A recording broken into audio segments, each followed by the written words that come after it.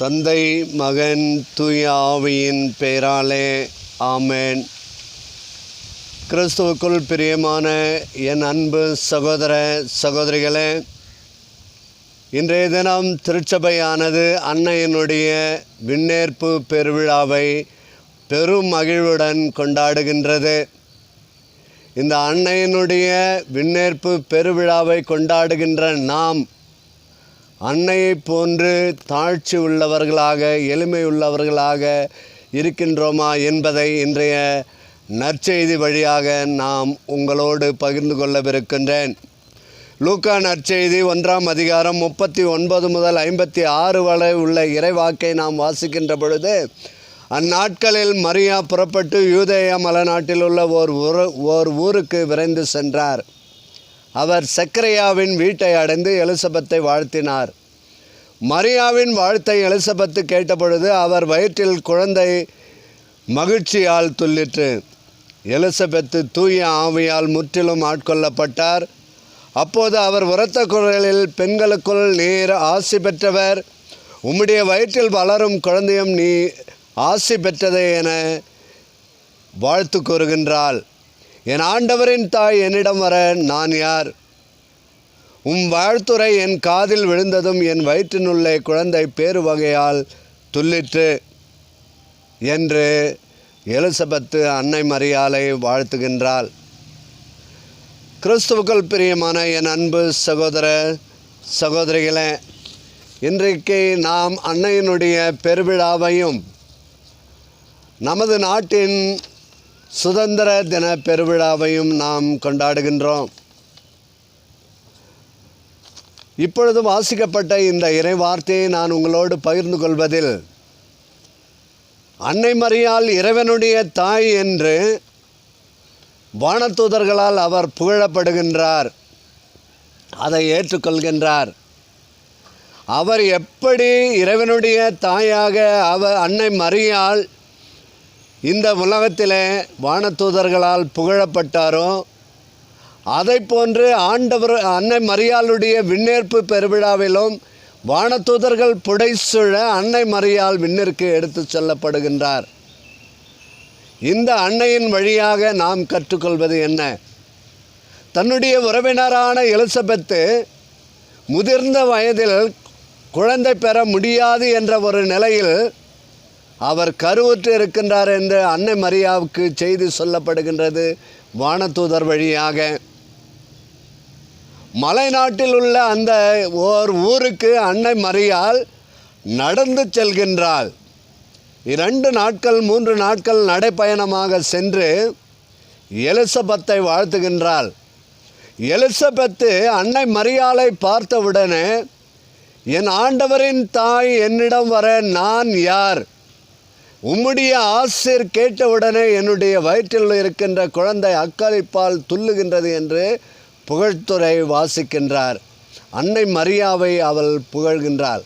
என் அன்பு சகோதரனே, சகோதரியே, இன்றைக்கு நீங்களும் நானும் வாழ்ந்து கொண்டிருக்கின்ற இந்த காலகட்டங்கள் அல்ல, அன்னை மரியாளினுடைய விண்ணேற்பை பற்றி நாம் சிந்திக்கின்ற இந்த வேளையில், அன்னை மரியாளுடைய விண்ணேற்பு இன்று மட்டும்தான் கொண்டாடப்படுகின்றதா என்று நாம் சொன்னால் அது மிகையாகாது. 3ஆம் 4ஆம் நூற்றாண்டிலிருந்து அன்னை மரியாளுடைய விண்ணேற்பு விழா விமரிசையாக சுலபமாக கொண்டாடப்படுகின்றது. 1946ஆம் ஆண்டு இருந்த பாப்பரசர் உலகில் உள்ள எல்லா ஆயர் தந்தைகளுக்கும் ஒரு கடிதத்தை எழுதுகின்றார். அன்னை மரியாளுடைய விண்ணேற்பு பெருவிழாவை கொண்டாட மக்கள் அனைவருடைய ஒப்பீனியனையும் மக்கள் என்ன சொல்கின்றார் என்பதை கேட்கின்றார்கள். ஆயர்கள் அனைவரும் ஒன்று சேர்ந்து அன்னையினுடைய பெருவிழாவை மக்கள் அனைவரும் ஒருமித்த குரலோடு விண்ணேற்பு பெருவிழா கொண்டாடலாம் என்று கடிதங்கள் மூலமாக நம்முடைய பாப்பரசர் தந்தைக்கு தெரிவிக்கப்படுகின்றது. 1950ஆம் ஆண்டு அகில உலகம் முழுவதும் அன்னையினுடைய பெருவிழா, விண்ணேற்பு பெருவிழா பெரு விமர்சையாக கொண்டாட அன்று இருந்த நம்முடைய திருத்தந்தை அவர்கள் கட்டளை இடுகின்றார்.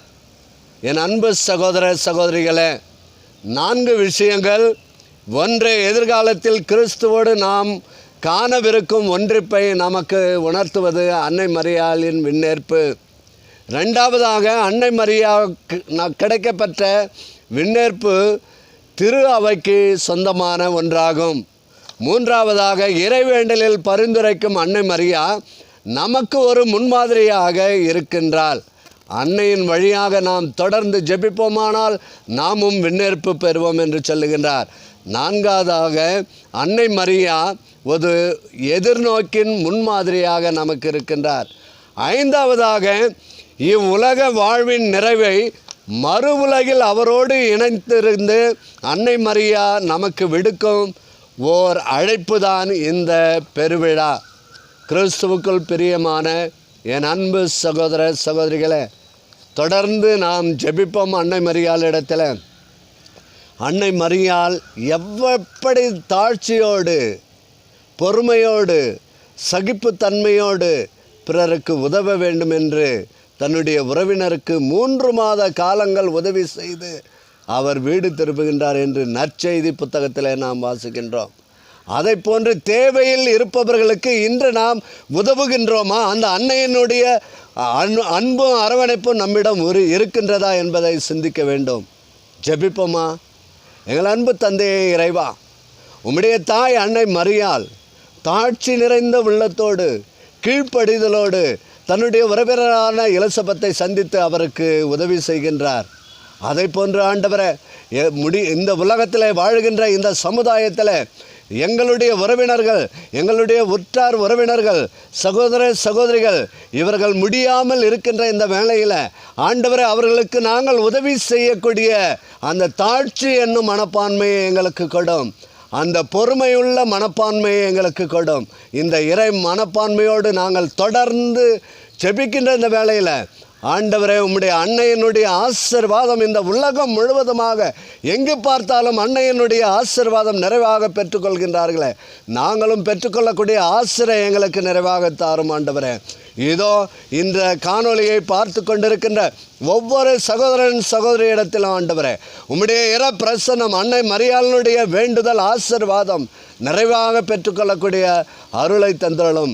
எங்கள் ஆண்டவரும் திருமகனுமான இயேசு கிறிஸ்துவனுடைய நாமத்தில் ஜெபிக்கிறோம் நல்ல பிதாவே, ஆமென். தந்தை, மகன், தூய ஆவியின் பெயராலே, ஆமென். இயேசுவுக்கே புகழ், இயேசுவுக்கே நன்றி. மரியே வாழ்க.